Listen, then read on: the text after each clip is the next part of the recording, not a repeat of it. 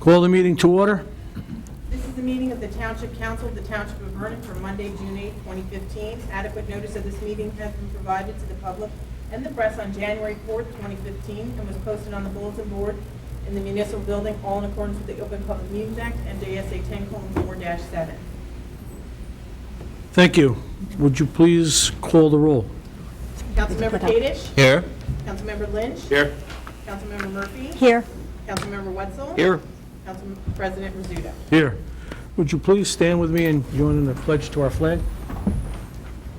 I pledge Allegiance to the flag of the United States of America and to the republic for which it stands, one nation, under God, indivisible, with liberty and justice for all.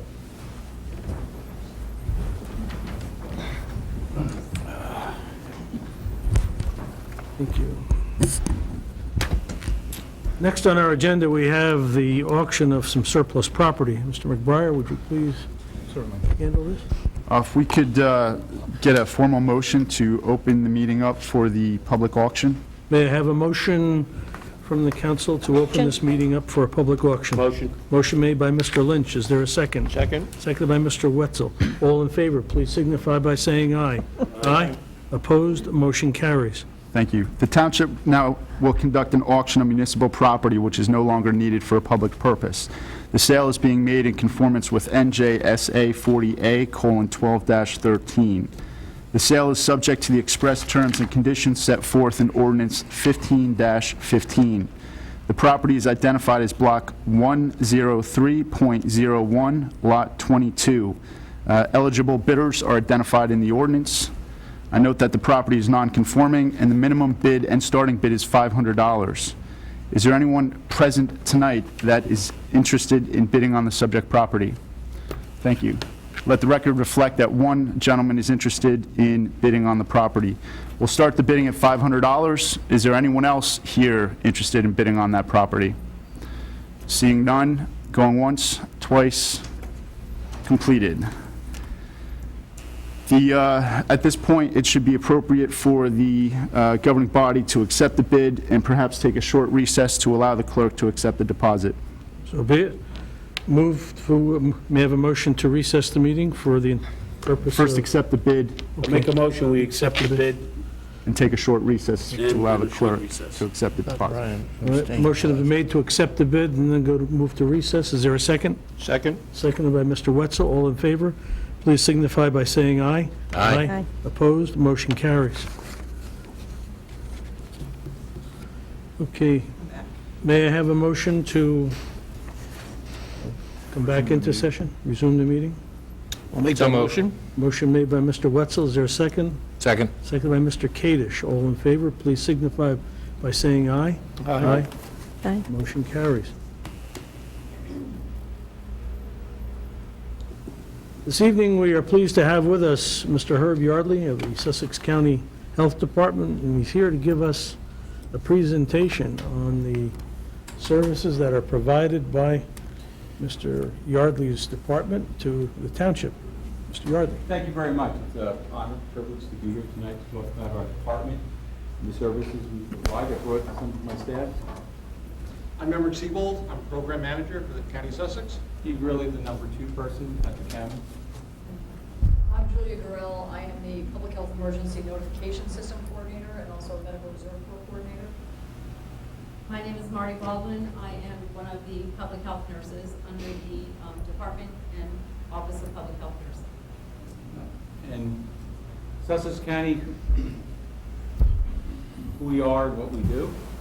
And there's a picture of me, which has been updated because I've lost my hair in this picture. And it has our mission statement. And our mission statement here is to Thank you, Larry. protect, promote, maintain, and improve the health and quality of life for Sussex County residents and visitors through a responsive, well-managed, organized community effort.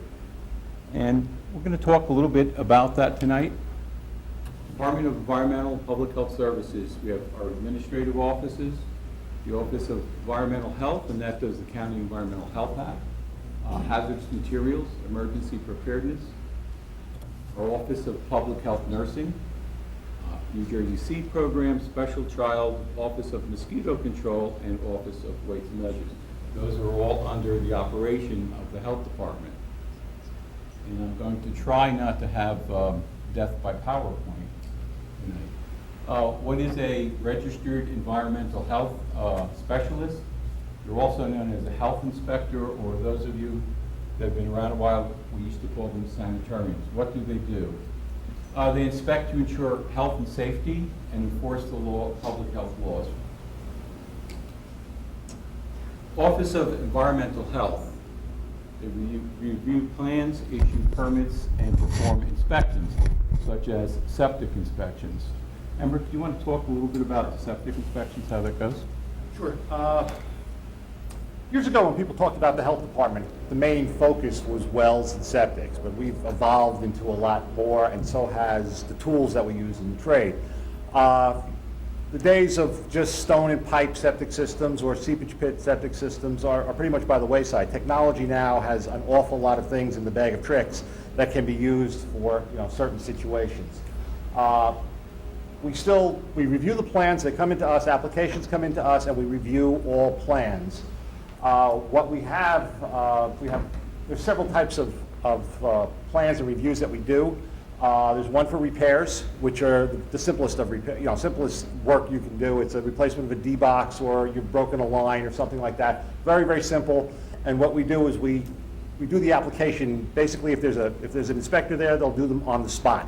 So the contractor will walk in with the application and the plan and literally walk out with a permit. Those are the simplest ones we do.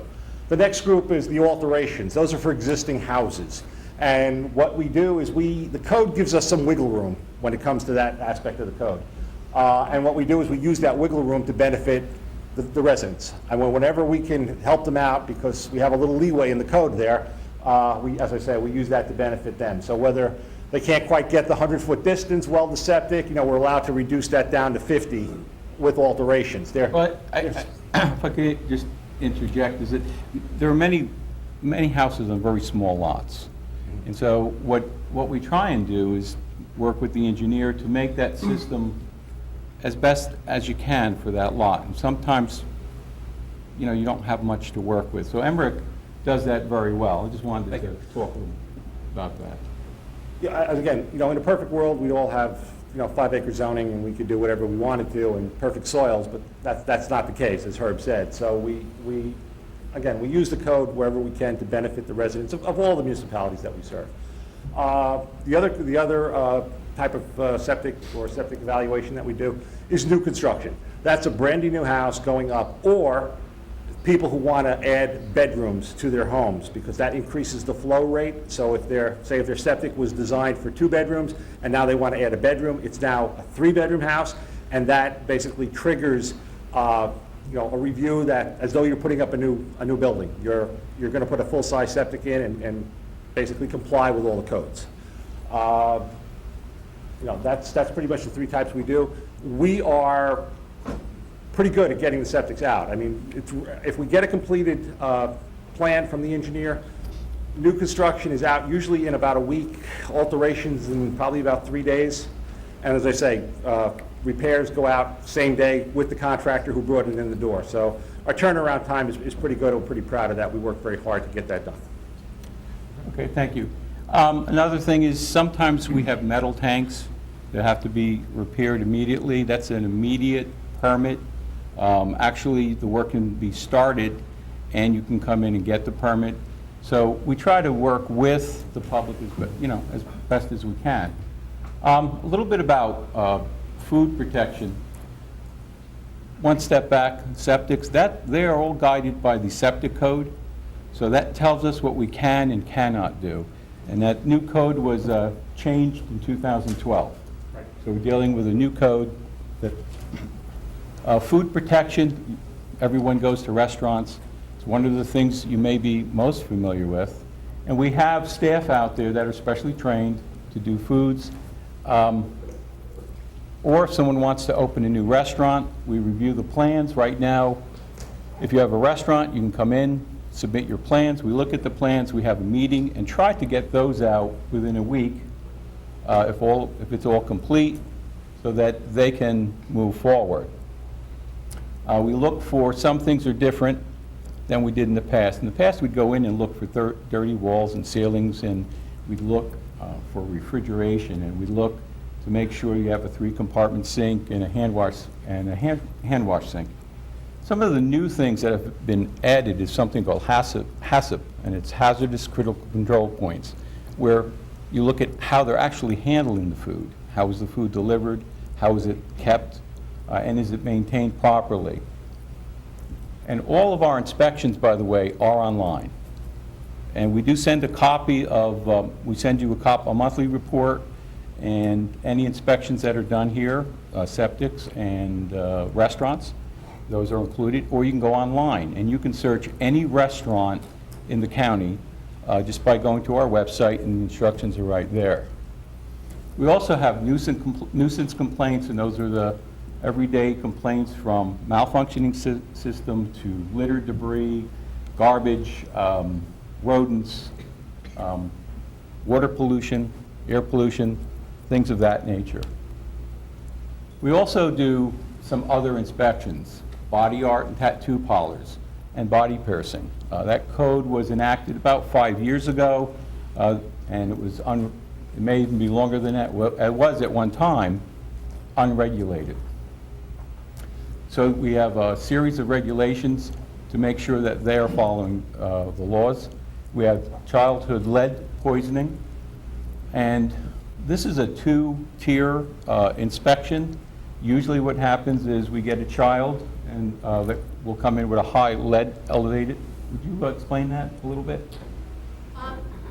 From the doctor or from the laboratories that the bloods are drawn in, they send the results to the Department of Health, and we in the nursing office have to follow those up.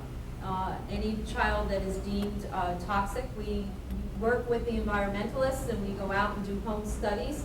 So we educate the parents, we check the home situations. The environmentalist does all of the checking paint on the windowsills, lead in toys, and we work together to make sure that there is no poisoning for the children in the county. Once that child has an elevated lead level, then that comes into nursing. They start their activity. We have 2 licensed environmental specialists that are licensed and trained in the regulations and laws. And we also have the lead machine, which goes out. We go out to the house and we find out where the lead is, and they're given an order to abate the lead. And the word abate means to get rid of the lead, the areas where that child may be biting, usually windowsills with older houses. Campground inspections. Well, we have many campgrounds up here, and we have inspectors that go out to the campgrounds. There are 2 inspections, a pre-inspection and an operational inspection. And sometimes we will go back to a camp maybe 5, 6, 7 times during the summer because they rent the camp. So I may own the camp, and maybe I rent it to this person, and then 2 weeks later we have someone new coming in, and they have to go through a series of checking to make sure they are properly licensed, the individuals that are renting, and they have all the proper equipment and safety equipment that they need at the campgrounds. And that holds true for the monitoring of lake bathing. You have lakes, we have to go out and do 2 inspections. One is a pre-opening, and then one is an operational. We do some monitoring of the lakes and streams, drinking water for pollutants. We work with your animal control officer, where it says rabies, that comes into our office. If there's a bite or a bat, and we have a 24-hour-a-day call system, so if you were to call tonight, someone would pick up the phone and deal with the situation. The tanning salons, we also have to inspect tanning salons. And the youth camps are similar to the campgrounds. Youth camps, again, we may go out to a site 3 or 4 times because the camp is actually being rented to different organizations. Excuse me. What is zoonosis? That's the description for the rabies. Oh, okay. we should take that word out. Put a simpler word in there, I think. We enforce the County Environmental Health Act. These are the programs. We do groundwater control. The Private Well Testing Act is in there, but that actually is a regulation that affects whether everyone.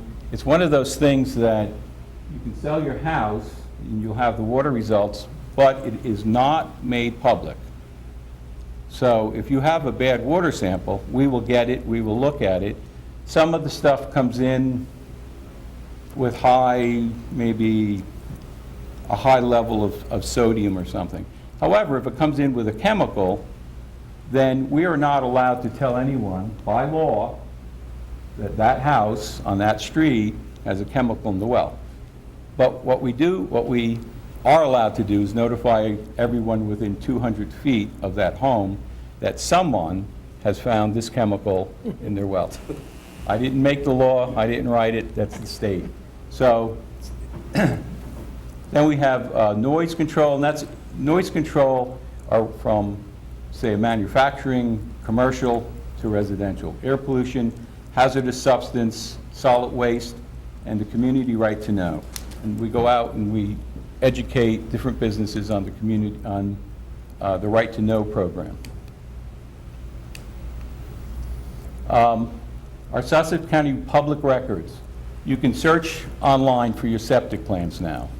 Now, if I don't know if there's other realtors here, but usually you're emailing or calling the department. You now can go to our website and it says public records.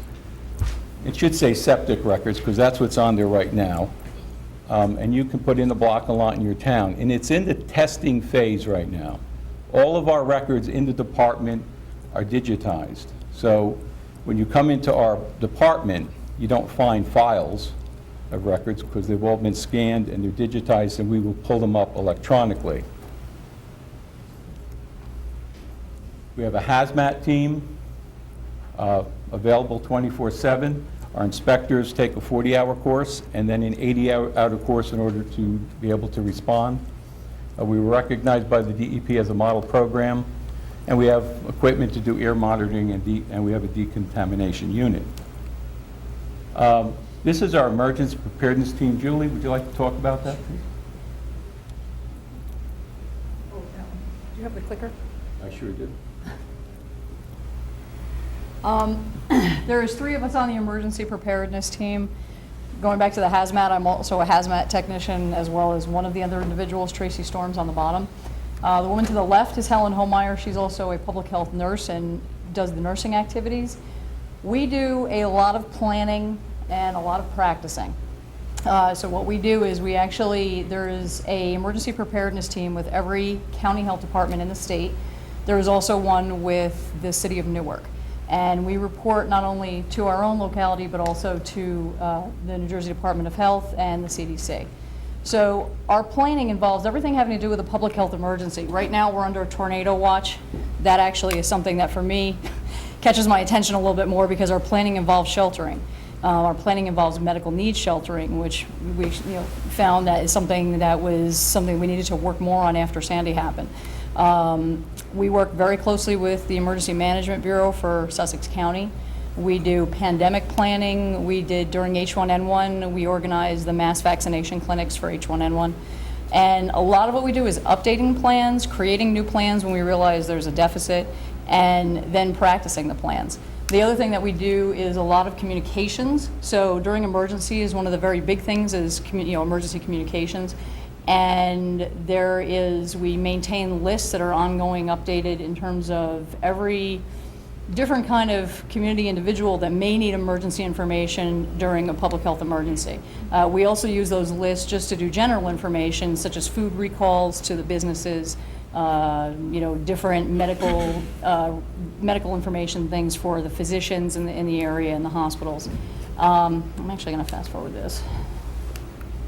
Okay. What we were talking about already, just that we are answerable to the Department of Health, the CDC, and also the local stakeholders. One of the other things that I do is I am also the Medical Reserve Corps coordinator. The Medical Reserve Corps is actually a national organization. Some of you may be familiar with CERT. Usually that's the more familiar one. CERT and Medical Reserve Corps actually do work together. Sussex County has a Medical Reserve Corps that has approximately 200 volunteers. That changes daily, but roughly 200. They are both medical volunteers and non-medical volunteers. So we have people who are physicians and we have people who are veterinarians, we have people who are office staff, because in an emergency, we know that we need pretty much every different type to assist us when it comes to running these clinics or running these shelters or any of the other things. We do a lot of education and a lot of training, especially with the Medical Reserve Corps individuals, because that's an ongoing, an upgrading thing.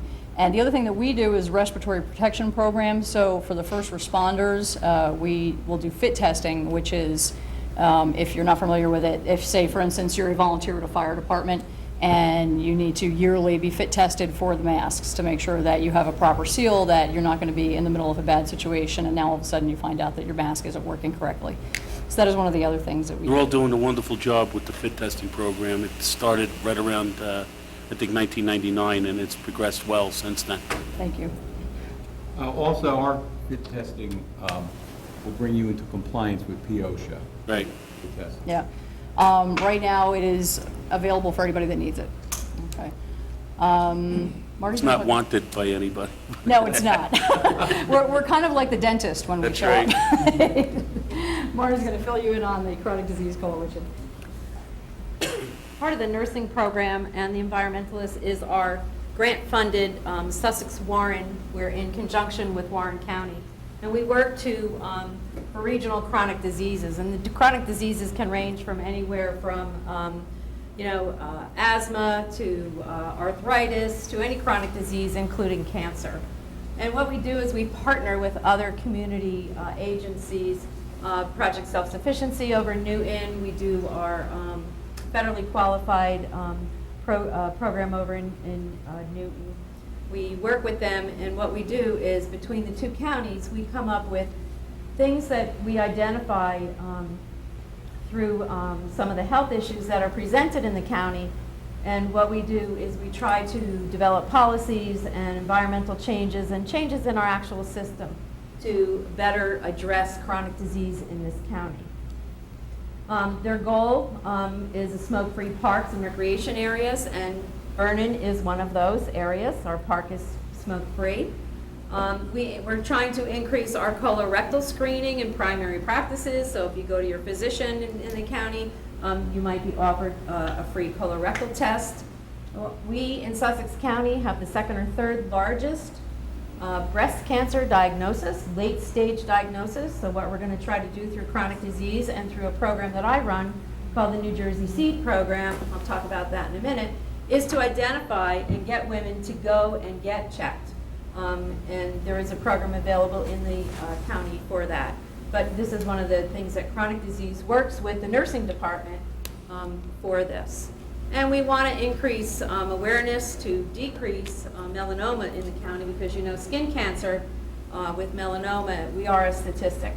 So we also reach out to do melanoma statistics. And complete streets, we want to make our streets capable of mobility for people, to walk, to get around.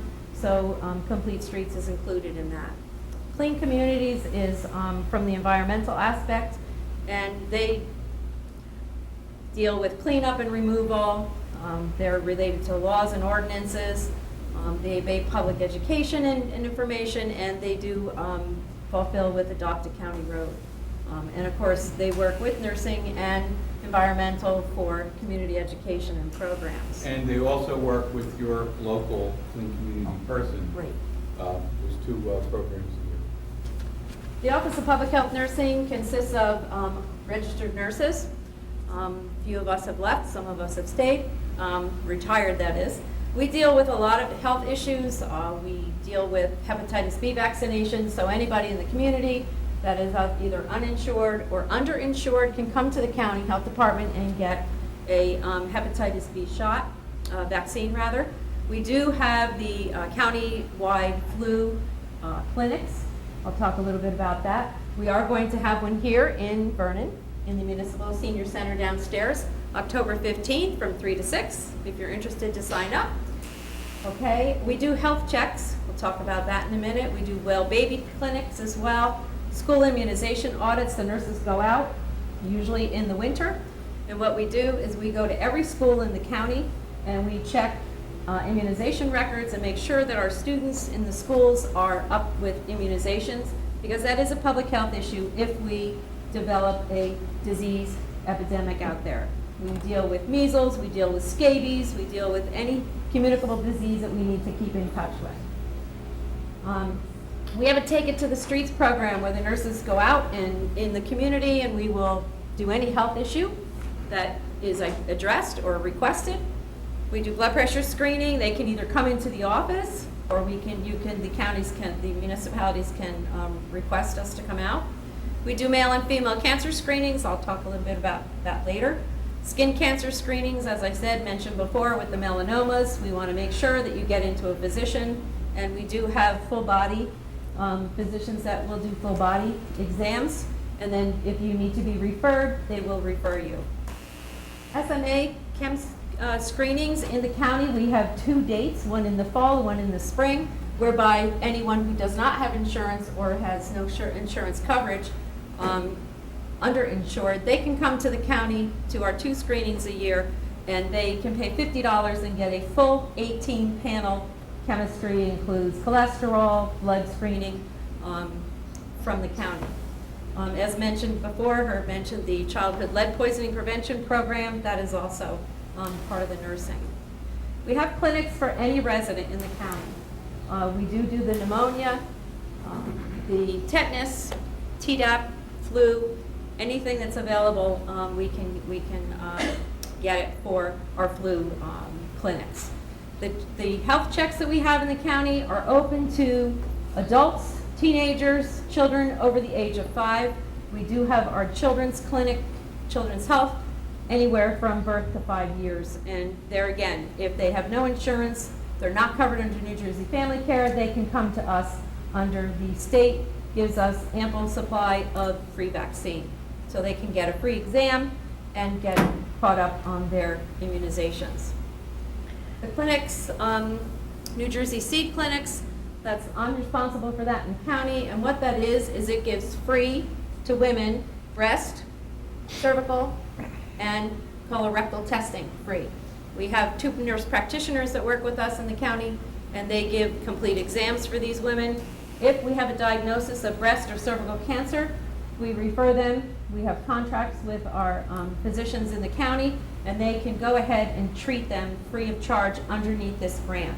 It is funded by the CDC and the State Department of Health. For the men, we do prostate and colorectal testing. We do offer them free PSAs. We contract with the hospital to do free PSAs. What's it, PSA? Prostate, serum, exam. We do cancer screenings. We work with chronic disease, the Sussex County chronic disease, Sussex Warren chronic disease. And as I said, we do the Chem 18, which is the blood testing. We also deal with tuberculosis. When we have a person in the county with tuberculosis, we have to go out. The nurses have to do direct observation and treatment, which means we have to visualize these people, making sure that they take their medications on a regular basis and to comply with any restrictions that they have with them as far as communicable disease. And we also educate at the time. We not only educate the patient, but we also educate the family or any contacts, close contacts for them. So we do Skype them now. This is new. So we can actually Skype them at times if we can't get a nurse to get out there to the actual household. And we do have them right in the county. Kathy Backlars is our registered nurse who deals with special child health services and any child from off the birth registry that has been declared with any kind of special needs. Kathy zeroes right in on them, and they can, up until age 22, she has a whole list of things that she can do to help those people in our county, those children in our county, and young adults. With any home care, they special support groups, she can get them special care. insurance issues. She deals pretty much with the whole kit and caboodle of emotional support with family. And she also educates and goes out and does special education programs as well. Mosquito. Herb, mosquito. Thank you. Mosquito control happens to be under the health department, and it's one of the things that residents of Vernon may be familiar with. We do a lot of work up here. We do surveillance, and this division goes out, and they go into the field, the areas where there are large bodies of water. They literally take a sample of the water in a scoop, and they count the number of larvae, and that tells us when we may have to treat the area. They do education, source reduction. For example, you see a pool there, stagnant water, a tire. There are some mosquitoes that in a little bit of water in a tire, you can get 10,000 mosquitoes. The specific mosquito that breeds just in tires and containers. So it's very important for everybody during the summer not to have standing water. And if you have a bird bath, and I have one, you have to go out every couple days and make sure that water is changed, because mosquito larvae will go anywhere. And we do some biological control. So there are times we'll send up a notice that we have some aerial applications where you'll see an airplane, and sometimes people call the police department and they'll say they're spraying over our house. We do not spray anything over anyone's house. What happens is the plane goes over in the large bodies of water where we have large mosquitoes. Usually he does have a GPS locator, so he knows where he has to go. He may be lining up in a spot that looks like he's going to come over the house, but nothing will drop on the house. And basically what it is, it's a product that is made from corn cobs.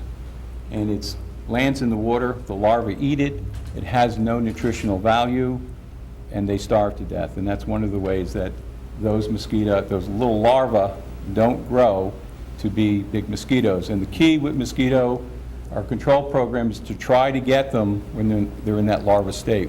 When they're in adult size, that's when we have to do some spraying. So we try to get early and treat early.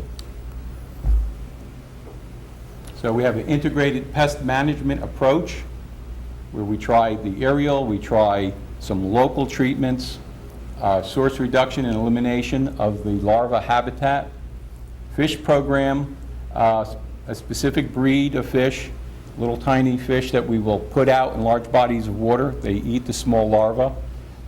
They do not winter over, and they don't affect the local fish. And then we have the truck-mounted sprayer, and sometimes those are the ones that you'll see. Weights and measures.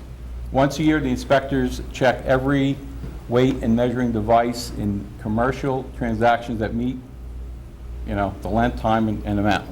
So the supermarkets, the grocery stores, the local store, whoever has a scale, commercial scale, they go out and they check on that.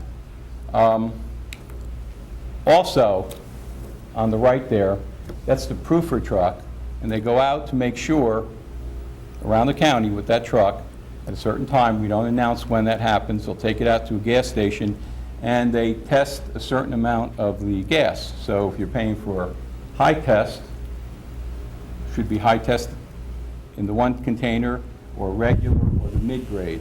And this is one of the things that they do. That is unannounced. All of their inspections are unannounced. And that's how it fits together. And when it comes to your health, we're local. We try to do continuous communication. We try to be as responsive as we can. And people will call us with what they like, what they don't like. And that's kind of an overview of our department. Do you have any questions on the presentation?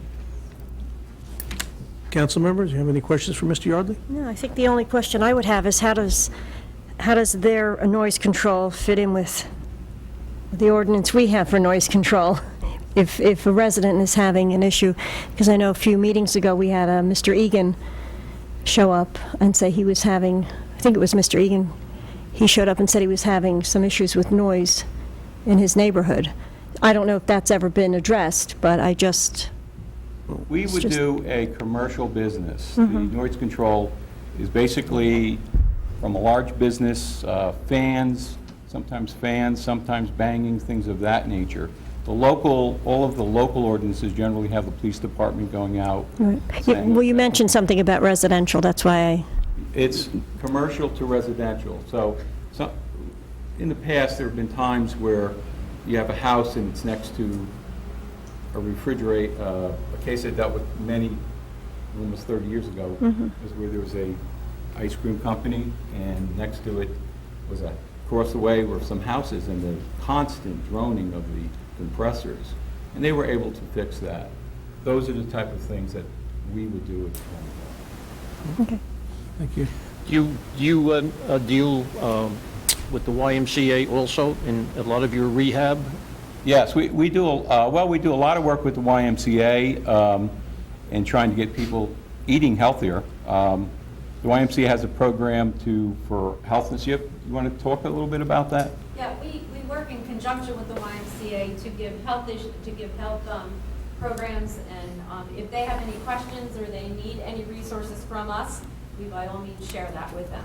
Yeah, we're always willing to go out and help them. Exercise programs, healthy eating programs. So they also give senior programs to them. And I think what the slide presentation doesn't show, needs to be updated, is that we do a lot of collaboration. We work with the hospital, we work with Project Self-Sufficiency. I can't think of everyone, but we try to work with everyone for the common good of the residents of the county. Okay, I want to thank you for having us tonight. I appreciate you giving us the time. I do apologize to the audience for having my back to you. Hopefully we gave you some information. Thank you. Thank you, Herb. Very Thank you. informative. Thank you.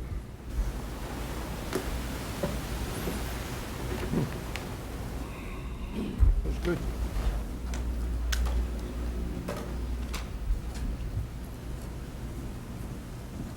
Moving along with our agenda, moving to public comments, may I have a motion to open the floor to the public? I'll make that motion. Motion made by Mr. Lynch. Is there a Second. Second by Mr. Kadesh.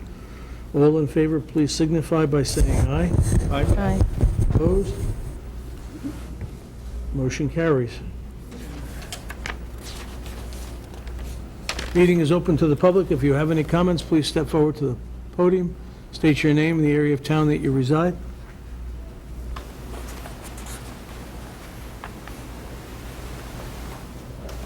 Good evening, Gary Martinson, Vernon. I have a thing to read, but I was expecting Mr. Urson to be there, so when I read this, you can be his proxy, I guess. First, I heard there was a really good turnout for Vernon Day. We didn't go again this year. We couldn't. Can't hear. Heard there was a good turnout for Vernon Day. We didn't go this year again because it's a conflict for us to be at both, so to keep the store open, we can't get over there, so we didn't go, but good to hear there was a good turnout this year. That said, I'm very disheartened and disappointed with everyone sitting up on the dais. At the last council meeting, I presented how the mayor did something that violated our township code. The very codes that 5 out of 6 of you worked to put in place, following our moving to a new form of government. All 7 of you swore an oath to our township and its codes, to us as residents, and to a higher power than all of us. Yet after having been presented with the sections of the code called out specifically and read to you, no one, not a single person, including our attorney, discussed it. There was no doubt or conjecture as to the violations of the code. The mayor's own memo to heads of departments and to you as council members was the smoking gun.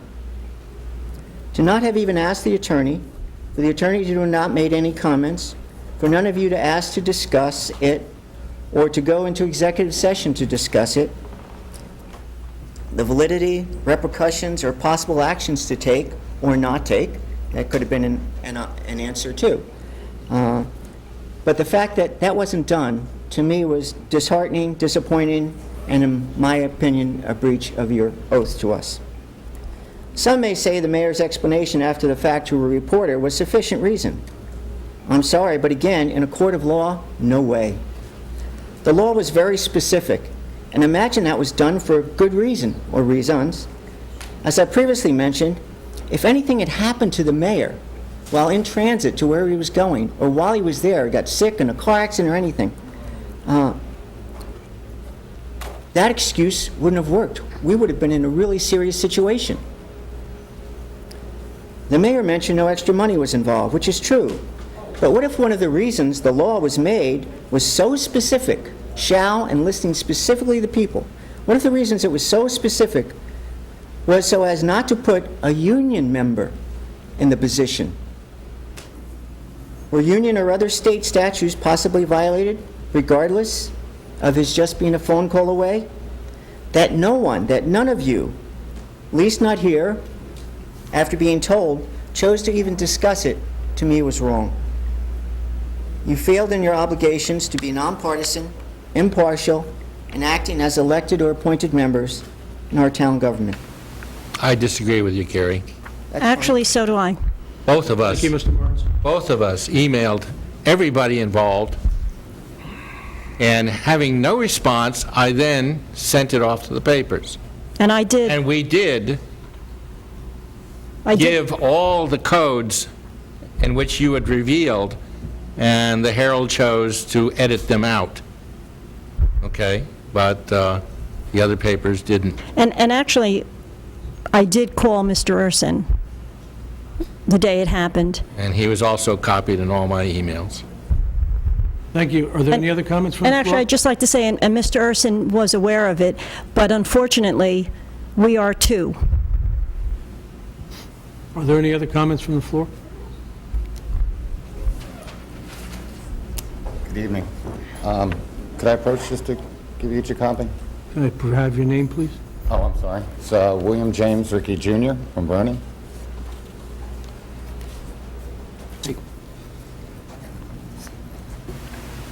Hey, Jimmy.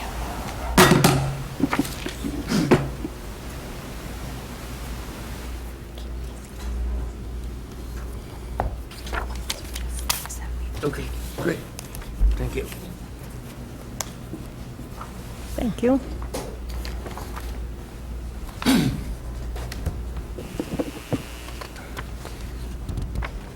Good evening. I'll just add, Gary mentioned Vernon Day. I'll just say that I attended, actually had a booth, worked with a nonprofit called City of Angels for, to bring recovery services to people who need help.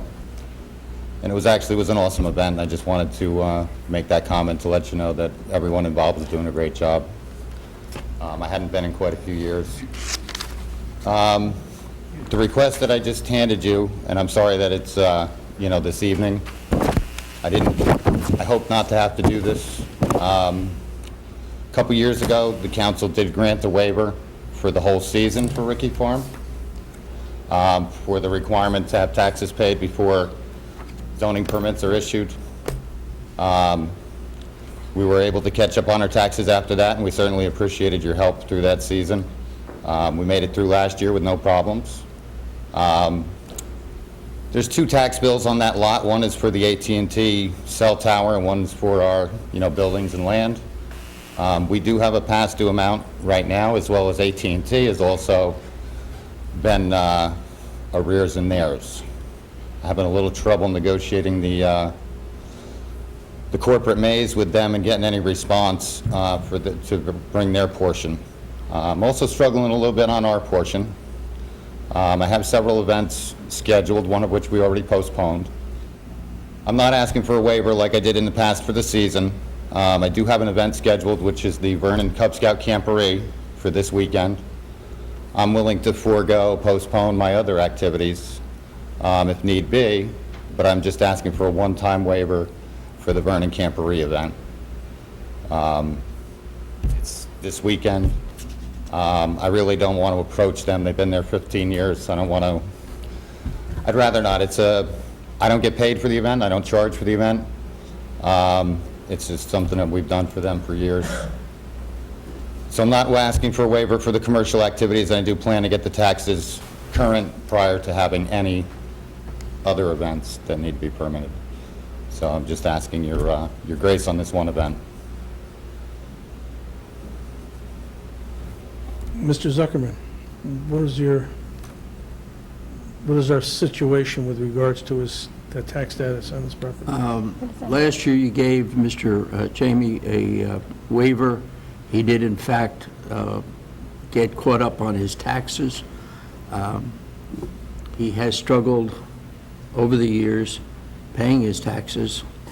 It's not a new situation. It's a council decision whether you want to waive the Cub Scout event.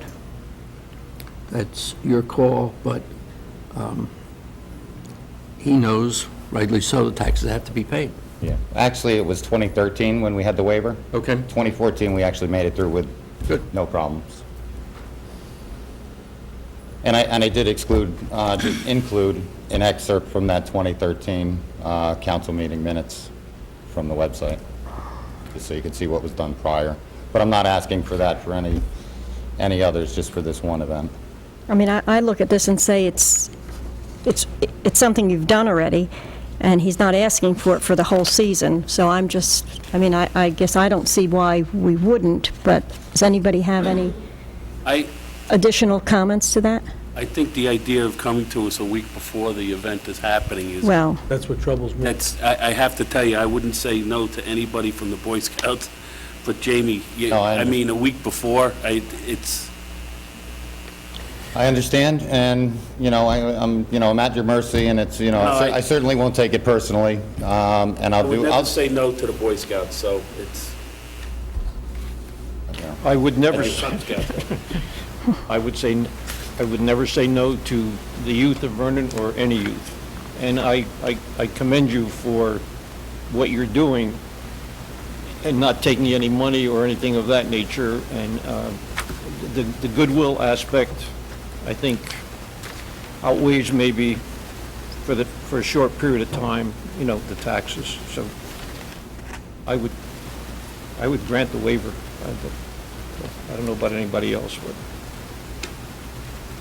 May I have a motion from the council to I'll make a motion. make a motion? I'll second it. Motion is made by Mrs. Murphy, seconded by Mr. Lynch to waive the requirement For this event only? for this event only? Yeah. Is that okay with you, Gene? You made the motion, that's why I'm saying that. Yes, that's I'm reading what he has here. Just for this. It's for this event, yeah. Again, what troubles me is the fact that you obviously knew about this well in advance. I did hope to have it resolved and not have to make it here tonight, and that is my error. It places all of us in a bad situation because obviously we become the bad guys if we say no, and these kids are looking forward to getting into their camporees and having a great time, having been in scouting for myself, so... I mean, it's a private event. For many years, it wasn't even permitted. They didn't consider it needing a permit, but then it was determined later that it did. It's not even a public, it's a private event. Yep. Could I ask that the motion be amended to include the words that the taxes, the unpaid taxes, must be taken care of in a reasonable time, or words to that effect? This is a one-time event, This, and there is no money being transpired here? I'm not charging them Yeah. anything. no. Okay, anything else going forward would have to come up as another vote, so right, so there's no reason to amend it. really no reason to do that. With that understanding, I would make the motion a little bit different. I would say that we defer the taxes to a certain point. You promised me that this would not happen again. You promised me, standing there 2 years ago, that this would not, you would never ask for this again, and that you would keep your taxes yeah, current. your mom was here when you did it. Well, I know I promised to have the taxes paid, and we were able That's to right. accomplish that, but, yeah, I'm sorry if, I'm sorry if I'm breaking my word. I'm just, like I said, just trying to accommodate them. I already delayed I one would of our prefer to one of our defer events. the collection of taxes until such a point. We are in a specific. we are in a better position than we've been in the past. Like I said, last year, we didn't require any, we were able to make it through fine. Since this particular event is not being, there's no charge for it. And he has to come to us for any future events. To me, it's, you know, if he hasn't paid his taxes, he's not going to get any permission for any permitage from the council. So, I mean, to defer it, it's really a restatement of what we've already said. If you still want to do it, it's up to the council. I think our position is quite clear from the previous time that you came before us on this event. You had your mother here as well. And quite honestly, it was because of her intercession. I think I and the council decided to, you know, move along with you on that regard. And we did appreciate it, and it did help us. But, you know, it's Greatly. not something that, you know, we can't continue. Quite honestly, it's not fair to the other residents in the township who pay their taxes on a timely basis, and, you know, Or to the Cub Scouts, for or to that the Cub matter. Scouts, so. But hearing that this particular motion is to waive permittage for the event to be taking place on June 12th, 13th, and 14th, that there is not to be any recompense received by Mr. Ricky, and that this is a one event only. Is that a clear statement of the motion? I think I'm a little confused. I'm not changing my motion. My motion, I'm not changing it We're not to, waiving the permit, we're waiving the paying of the taxes. right? Yeah, the permit No, is actually already ready to be issued. It's just awaiting that last check off for the taxes. The zoning officer has it, all it's completed. All the departments have signed off. It's already a Okay. completed permit. So then waiving any requirement for taxes for permittage, then I'll ask the clerk to poll the board. I only heard a motion from Councilmember Murphy. Brian. Okay, Brian's a second. Yes. Just to confirm, this is waiving payment of the taxes prior to the issuance of the permit for the June 12th, 13th, and 14th Cub Scout Jamboree cover event. I think it's required. Only. It's the waiving that taxes be paid in order to have this permit issued. Correct. Did you get a Okay? copy of this? And we're waiving that requirement for this particular event only.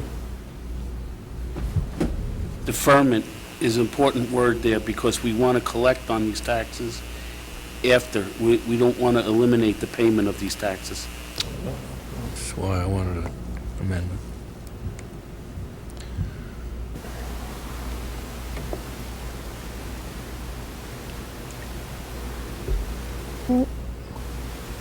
Are you changing you removing your second? Did you want? No, Okay. I just want to make sure that we are going to receive the total taxes due. I don't want to waive it in its entirety and completely, and then move on.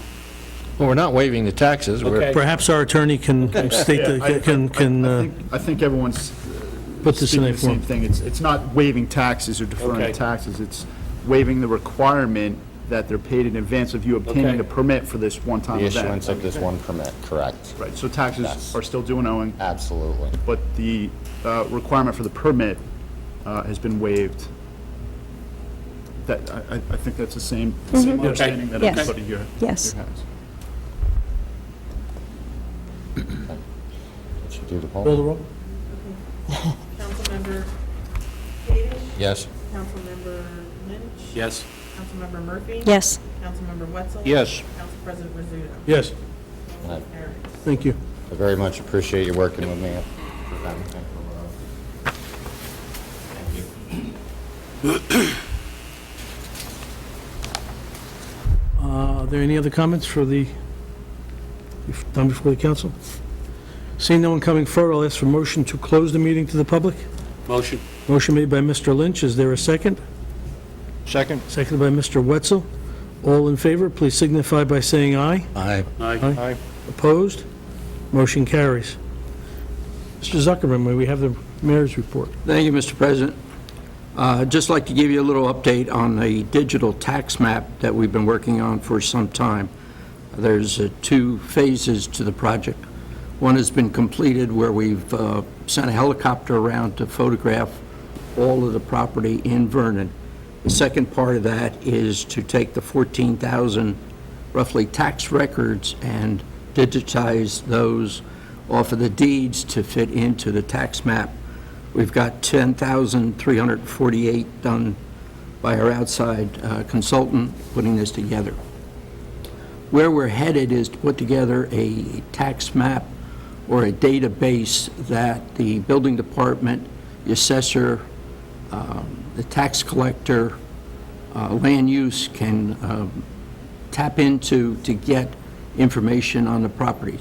What we have right now are 4 or 5 different databases, some of them up to date, some of them lacking. So our project has been to digitize 14,000 properties in Vernon and to put together one source. I also have the year-to-date May financials to give out to you. Thank you. Thank you. Thank you. Thanks. Thank you.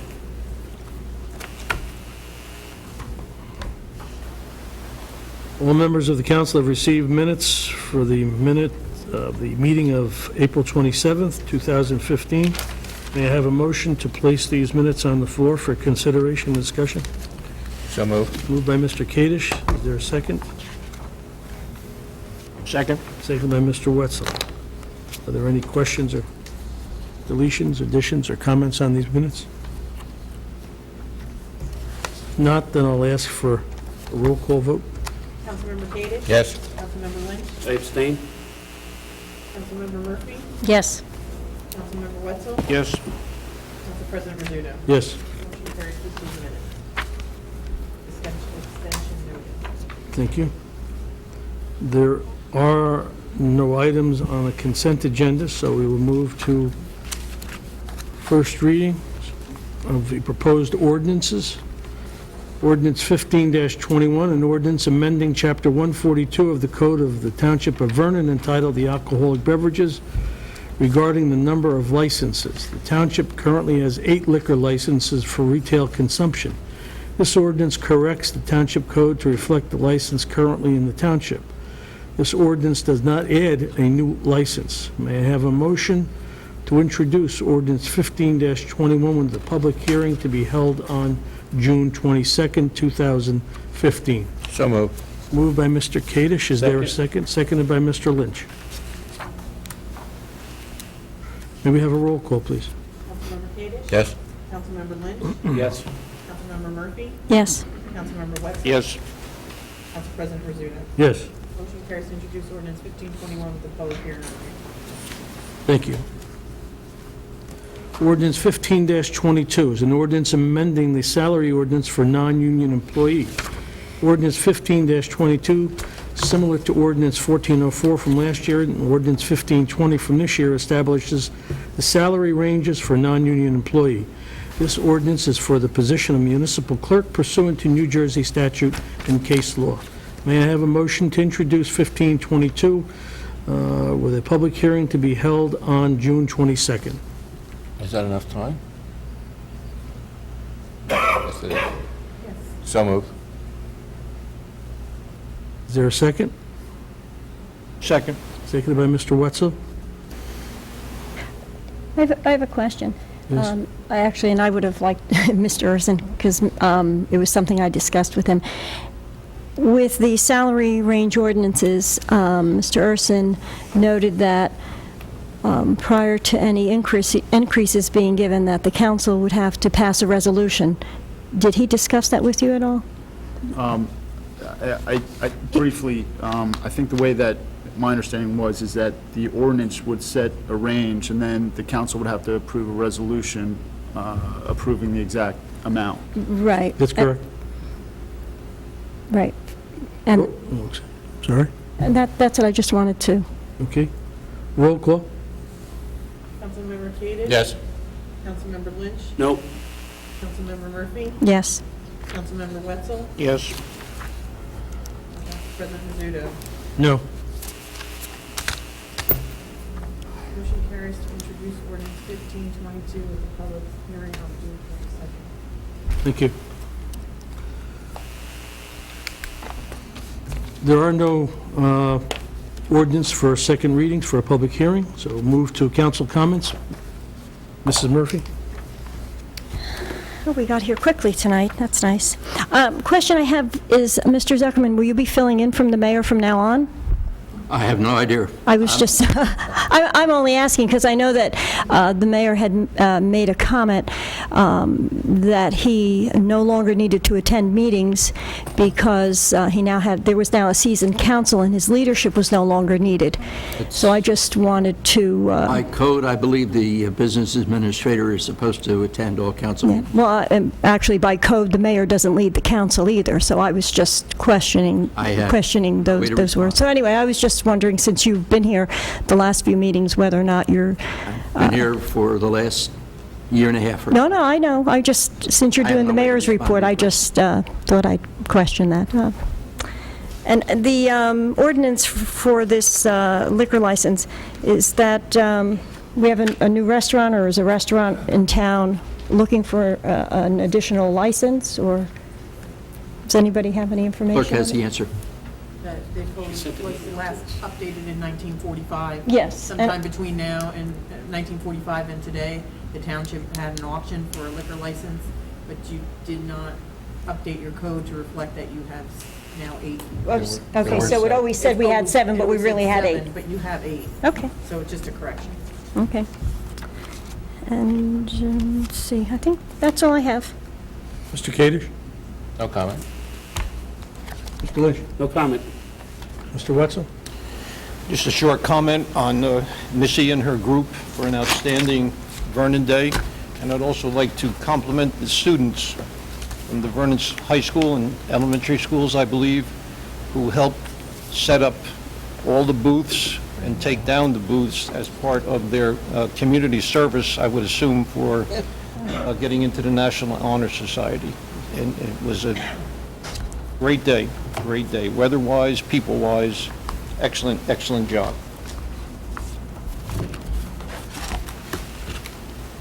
Any other comments? No, okay. It's raining. Thank you.